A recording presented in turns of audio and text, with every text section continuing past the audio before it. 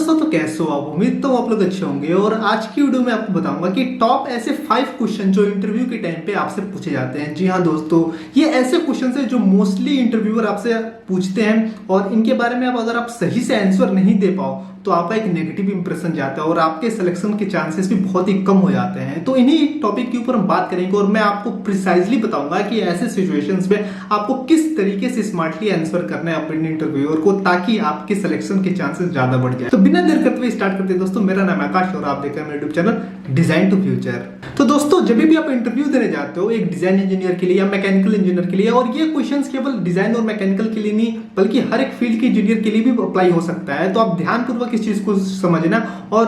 Precisely इसको adopt करना ताकि आपको पता चल सके कि रियलिटी क्या है। तो अब हम बात करते हैं दोस्तों, जब भी आप इंटरव्यू देने जाते हो तो 3 राउंड हमेशा होते हैं। वो 3 राउंड कौन कौन से होते हैं? पहला जनरल एप्टीट्यूड टेस्ट होता है, दूसरा होता है आपका टेक्निकल एंड प्रैक्टिकल टेस्ट जिसके अंदर आपको सॉफ्टवेयर के ऊपर कुछ परफॉर्म करना पड़ता है जो भी आपने सॉफ्टवेयर सीख रखा है, तीसरा होता है आपका एचआर राउंड। जी हाँ दोस्तों, ये तीनों राउंड से आपको गुजरना पड़ता है। अब हम बात करेंगे इन तीनों राउंड्स के अंदर कौन कौन से क्वेश्चंस अराइज होते हैं जिससे कि आप किस तरीके से आंसर कर पाओगे। तो एक एक करके देखते हैं दोस्तों। तो दोस्तों, सबसे पहला क्वेश्चन आता है, why will hire you even though don't have experience और नॉलेज ऑफ आवर वर्क। मतलब कंपनी के इंटरव्यूअर ये आपसे पूछते हैं कि आपके पास इनफ एक्सपीरियंस और नॉलेज नहीं है मेरी कंपनी से रिलेटेड, और आप एक फ्रेशर हो या फिर एक्सपीरियंस हो तो भी आपसे ये पूछा जा सकता है कि आपको पहली कंपनी में कुछ और नॉलेज थी, इस कंपनी में हमारे पास कुछ और तरीके के वर्क है, तो आपको इनफ नॉलेज है नहीं, फिर हम आपको हायर क्यों करें।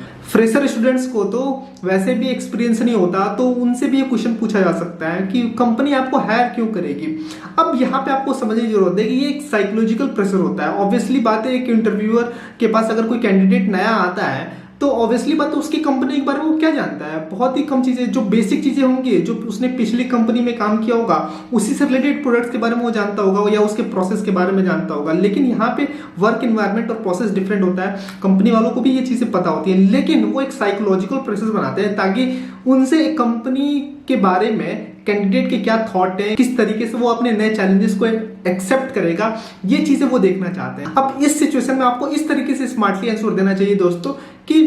मेरे पास गुड स्किल्स है और अच्छे नॉलेज है वर्क प्रोसेस के, जो भी डिजायरेबल रिक्वायरमेंट थी जॉब डिस्कस में वो सारे स्किल्स मुझे आते हैं जिसके बेसिस पे मैं इस काम को, नए अपॉर्चुनिटीज को हैंडल कर सकता हूँ और अपने टेक्निकल स्किल्स और के वर्क प्रोसेस के बेसिस पे मैं ये काम इजिली कर सकता हूँ। और कुछ चीजें नहीं मिलेंगी तो वो मैं एज अ चैलेंज की तरह लूंगा ताकि वो चीजें मैं और अच्छे से परफॉर्म करूं, कुछ नए चीजें सीख के परफॉर्म करूं। तो दोस्तों, इस तरीके से आपको स्मार्टली आंसर करना पड़ेगा ताकि इंटरव्यूअर को लगे कि हाँ, ये कैंडिडेट अपने वर्क को लेके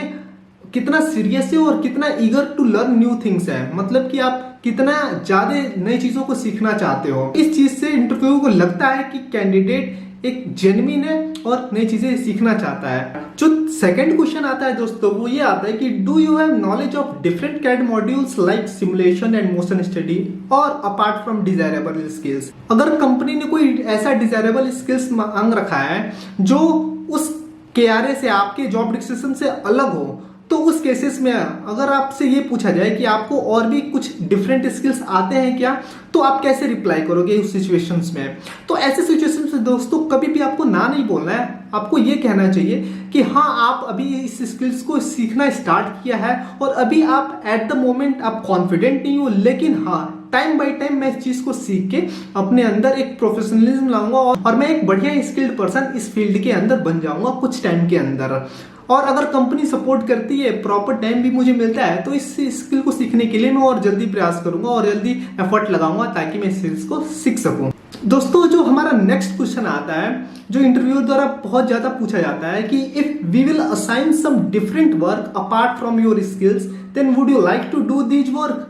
तो इस सिचुएशंस में मतलब ये पूछा जा रहा है आपसे कि अगर कंपनी आपके रिस्पॉन्सिबल एरिया से हट के कुछ अलग से एफर्ट करने के लिए बोले, कुछ अलग से काम करने के लिए बोले, जैसे आपने डिजाइन में ज्वाइन किया लेकिन आपसे कुछ क्वालिटी के लिए काम करने के बोले या प्रोडक्शन के लिए काम करने के बोले, तो क्या आप वो काम करोगे या डिनाई कर दोगे? तो इस सिचुएशंस में आपको भी ये इस तरीके से रिप्लाई देना चाहिए कि हाँ, आप डेफिनेटली उस काम को करोगे क्योंकि एक नए अपॉर्चुनिटी की तरह, नए चैलेंजेस की तरह उसको एक्सेप्ट करना चाहते हो, ताकि आपको और भी नई चीजें सीखने को मिले इस डिपार्टमेंट से या उस टास्क से, और आप इस काम को बखूबी खुशी खुशी इसको हैंडल करोगे। हाँ, एक चीज और ये आप बोल सकते हो कि जो भी आप काम करोगे वो आपके केआरए के अंदर अकाउंटेबल होना चाहिए। मतलब कि आपका मैनेजमेंट, आपके सीनियर उस काम को रिकमेंड करे, उस काम को आपके केआरए में ऐड करें, मतलब आपके रिस्पॉन्सिबल एरिया में ऐड करें, ताकि कल को आपका इंक्रीमेंट हो, कल को आपका कोई प्रमोशन की बात हो, तो वो काम को भी कंसीडर किया जाए as a additional work.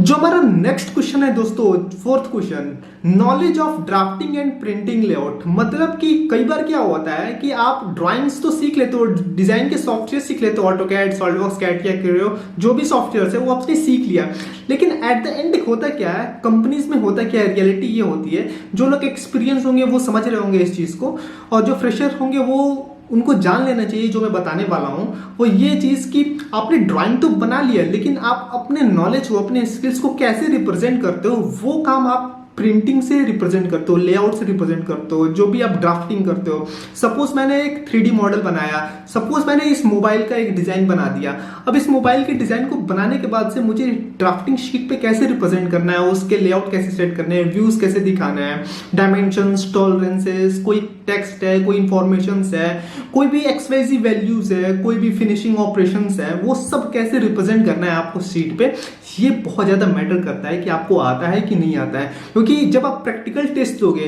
Interview देने जा रहे हो, ऑब्वियसली बात है इंटरव्यूअर आपसे सॉफ्टवेयर दे देगा, आपके सामने बोल देगा कि भाई ये ड्राइंग बना के, या सपोज इस तरीके का मॉडल ही आपके सामने रख देगा और मेजरिंग इंस्ट्रूमेंट दे देगा, वर्नियर, कैलिपर, माइक्रोमीटर, और बोलेगा कि इसको मेजर करके बनाओ। तो उस सिचुएशंस में आपको आना चाहिए कि आपने ड्राइंग तो बना दोगे, डिजाइन 3D मॉडल बना दिया, लेकिन उसको कैसे रिप्रेजेंट करोगे, ताकि जब इंटरव्यूअर आपके ड्राइंग को प्रिंट निकाले तो एक प्रोफेशनली आपका उसमें दिखे, आपका प्रोफेशनल वर्क उस ड्राइंग के अंदर दिखे, ताकि आपका सिलेक्शन के चांसेस बहुत ज्यादा बढ़ जाए। इस चीज पे भी आपको ध्यान देना है, इस चीज पे आपको फोकस करना है दोस्तों। जो हमारा लास्ट क्वेश्चन है दोस्तों, वो बहुत ही इंपॉर्टेंट है और ये HR राउंड से रिलेटेड है। इसके अंदर पूछा जा सकता है कि will you leave this organization once you get the complete knowledge and enough experience just in 1 or 2 years। मतलब कि आप अगर इस ऑर्गेनाइजेशन से पूरा नॉलेज ले लेते हो, एक्सपीरियंस ले लेते हो, मिनिमम 1 या 2 साल के अंदर है, तो क्या आप इस ऑर्गेनाइजेशन को छोड़ दोगे, क्या दूसरी कंपनी आप ज्वाइन कर लोगे?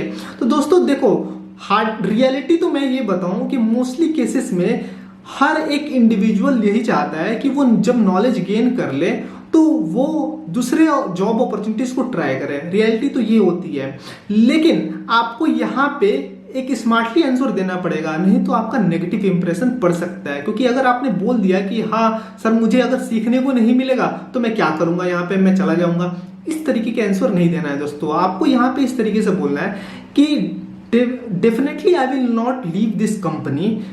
और आप इस कंपनी में अगर पूरी तरीके से सारे नॉलेज गेन कर लेते हो और एक्सपीरियंस ले लेते हो 1-2 साल के अंदर, तो भी आप इस कंपनी को नहीं छोड़ोगे, बल्कि यहाँ पे नए चैलेंजेस, नए अपॉर्चुनिटीज क्रिएट करोगे, नए स्किल्स के बेसिस पे आप और नई चीजें सीखोगे, जिससे कंपनी को एक फाइनेंशियल ग्रोथ भी मिले, नए प्रोजेक्ट्स मिले, नए अपॉर्चुनिटीज कंपनी के लिए भी हो, ताकि मेरा फ्यूचर ग्रोथ, मेरा पर्सनल ग्रोथ भी इस कंपनी में बढ़ जाए। तो इस तरीके से आपको स्मार्टली आंसर करना पड़ेगा, जिससे लगेगा कंपनी को कि हाँ इस बंदे में दम है और ये बंदा वाकई जेन्युइनली वर्क करना चाहता है। तो दोस्तों ये थे कुछ टॉप 5 इंपॉर्टेंट पॉइंट जो हर एक डिजाइन इंजीनियर या हर एक जॉब में अप्लाई करने वाले इंजीनियर को या किसी भी फील्ड के लोगों को ये पॉइंट्स याद रखनी चाहिए और इस तरीके से जवाब देना चाहिए। दोस्तों एक बोनस टिप्स आपको देना चाहूंगा एंड ऑफ द वीडियो, वो बोनस टिप्स ये है दोस्तों कि कभी भी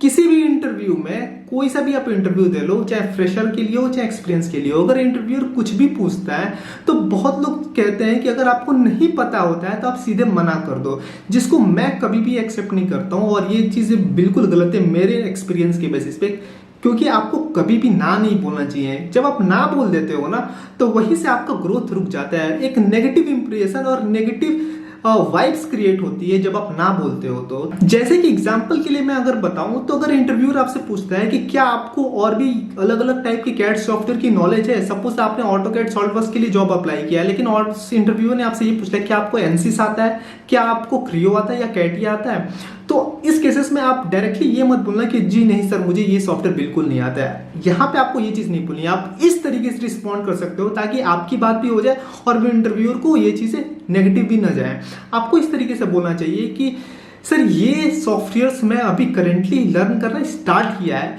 तो इसमें अभी मैं परफेक्ट नहीं हुआ हूँ, इसमें मुझे कुछ टाइम लगेगा जिससे कि मैं अपने नॉलेज को और ग्रो कर सकूँ, और जब मैं कॉन्फिडेंट हो जाऊँगा तो मैं कंपनी को इन्फॉर्म कर दूंगा ताकि ये मेरे स्किल्स में और ऐड हो जाए। तो इस तरीके से आप रिप्लाई दोगे दोस्तों तो आपको एक अच्छा इंप्रेशन मिलेगा और आपके जॉब के चांसेस बहुत ज़्यादा बढ़ जाते हैं। तो दोस्तों ये थे कुछ इंपॉर्टेंट पॉइंट, और उम्मीद करता हूँ आपको काफ़ी ज़्यादा हेल्प मिला होगा इस पॉइंट से, और आप आने वाले टाइम में अपने करियर के लिए अच्छा ग्रोथ पा सकोगे। और इसके ऊपर मैंने एक आर्टिकल भी लिख रखा है दोस्तों, जिसका लिंक मैंने डिस्क्रिप्शन बॉक्स में डाल रखा है, आप वहां से चेकआउट कर सकते हो और उसको डिटेल में पढ़ सकते हो। तो thank you for watching this video friends, और जल्द ही मिलता हूँ आपसे नेक्स्ट वीडियो में। तब तक के लिए stay blessed and stay inspired.